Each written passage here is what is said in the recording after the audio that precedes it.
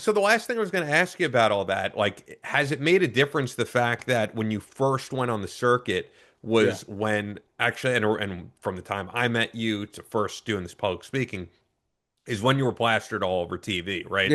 So Yeah. I'm sure, like, even just traveling at the airport, it was like, let me get a picture because that was the height of your notoriety. That Benghazi was the biggest news story. And now, look, of course, people still recognize you, every but once it's in a while, not yeah. to the level of it of 10 years ago. I don't, I still uncomfortable and I still, I, the beauty of being Tonto per se and having Pablo Schreiber play me, Pablo's huge. Pablo's been on the show. You've seen how big he Yeah. is. You've sat in studio with him.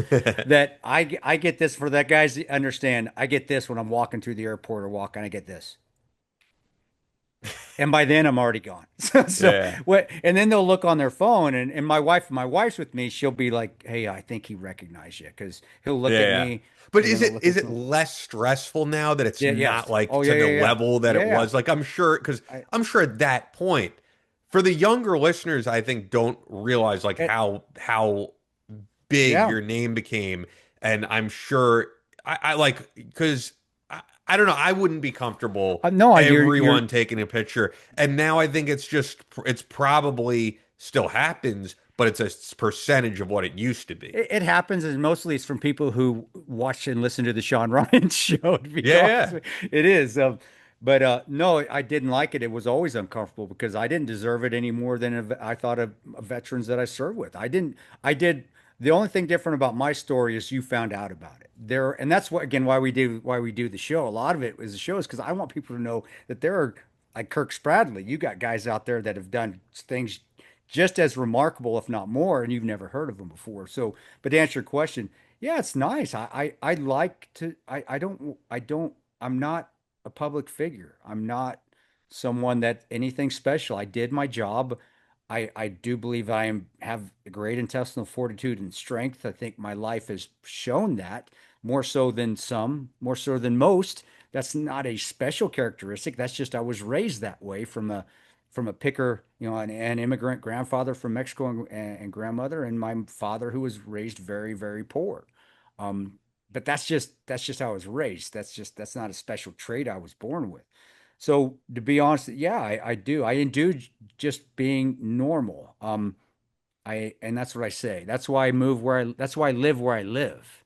Because I can, people just they may see there's like today, hey Tano, what's up at Yeah, but Walmart? I think I don't. I think like, dude, if I you lived in New York City, no one bothers anyone. No, and that's New York City. I can get lost. I didn't ever have a problem with that either. You could get in. Yeah, Nobody but I cares mean, because like, you know what? Like, A-list celebrities walk around New York City and don't get don't bothered get if they're in the right neighborhood. I do enjoy and that's in New York. You're spot on. Yeah, You you walk don't have to around. Yeah, live in the middle of yeah, nowhere yeah. for to like live a normal life. Is my only point. You Well, know? and I like the space and I like the Yeah. slow pace. I like rural America. Look at my hat, dude. Oh Come on, yeah, that's no, a I thing. know, but I just But don't. Yeah, no, the you're reason I yeah. ask though that I Well, even think of is but I yes, I agree. I do. I enjoy the anonymity. I always enjoy. yeah My job was anonymity. Who'd I work for? The job I was doing before all this happened. You had no idea that I'd come back from Baghdad or Iraq, and I didn't tell yeah Baghdad or Kabul or Kandahar. You had no idea that I'm not going to say what I did. Well, I did. I've sent. You had no idea that I just ran over a freaking motorcycle IED bomb rider, whatever you want to call him, and crushed him before he set off and almost killed. Yeah, but that was the romanticism of being at the CIA, and I think that's still that way. You have that romanticism. You have that beauty that it's secret. And I yeah. grew up watching those kind of shows, man, being that secret agent, and you kind of feel that way, but. Um, so I love the anonymity, and then I don't have it as much anymore. But it's not bad. It's not bad. But It's it's it's not a to the blessing. level it was because I was just gonna say the Never. reason I ask is because so I've never experienced it at all, right? I mean, I get it's funny, my voice every now and again will get You gotta recognized. get yeah, you do. And by It's every just now the and again voice. though, I mean like literally two or three times. I know your voice from soft rep radio, like that was a big one at one point. But like, dude, two or three times a year, like and not to the level of you. But when I think of like the mega celebrity and the life they have to Yeah, live, it's pretty crazy. So I once couldn't. again, I relate everything to music. That's just how I am. I remember Tommy Lee wrote this whole kind of op-ed type thing where he talked about a really shitty experience where he said his mother died. He went to go pick up flowers.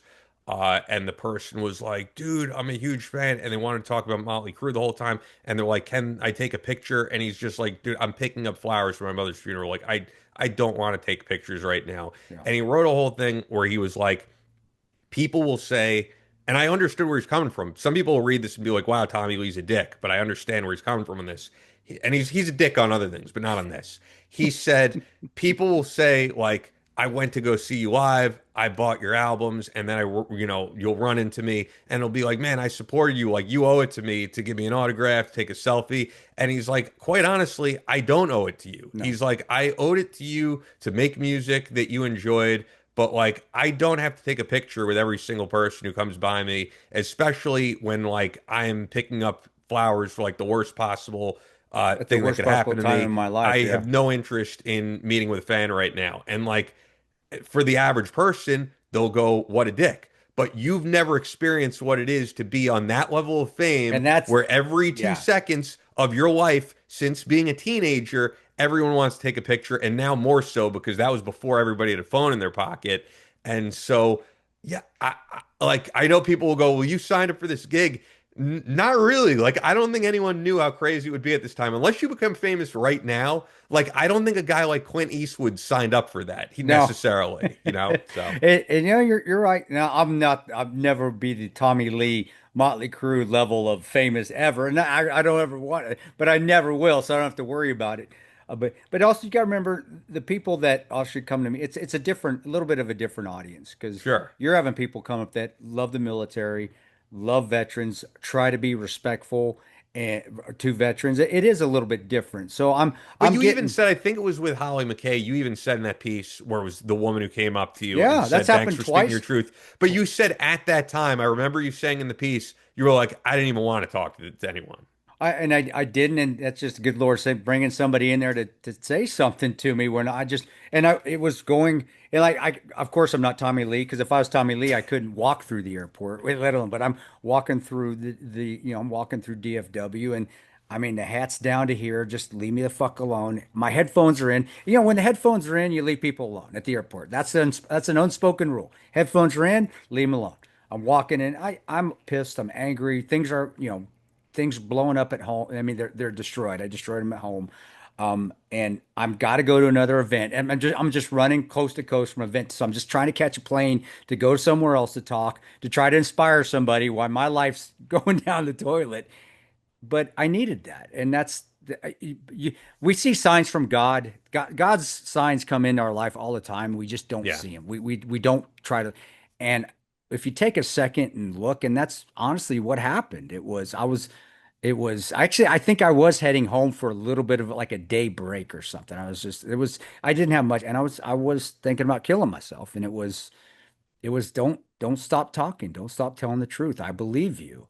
And that was all she said. It was the nicest old lady. She was the sweetest heart. And she put her hands on me, like old ladies do when they want to get close and they don't want to violate your space. So they don't want to hug you, but they put both their little hands on your arm and it was something I needed to hear because it was killing me. And I was doing a lot of the media. And the media, you've been in the world. You know the media, they want that clickbait. I'm going to choke out the president moment. And they're looking for it. So they're trying to stir up shit. The only one that didn't was that did in this whole interview that I've ever had was the very first one with Brett Baer. Nicest guy in the world. Best hair and best hair in media too. But that's what I needed to hear. And so I get, when Tommy Lee or somebody says that, I used to, and I think I've said it on a show before. I used to be like that one fan, like, fuck you, you owe it to him.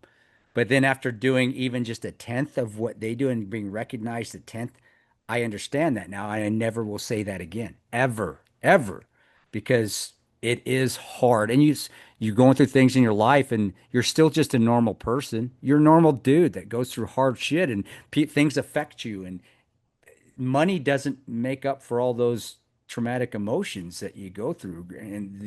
And money, I mean, if that's unless that's what you base your life on. And I was making a little bit more money at that time, but I was a hell of a lot more miserable. Hence, why I make less money now, but I'm a lot happier. Thanks for checking out Battle Line Podcast. This is just a smaller clip from our latest episode, which you can check out in its entirety by clicking here. While you're watching, be sure to hit the subscribe button and thumbs up the video to show your support. Now, if you'd really like to help us out, click the thanks button below to make a donation. It goes directly to us in keeping Battle Line Podcast going for you.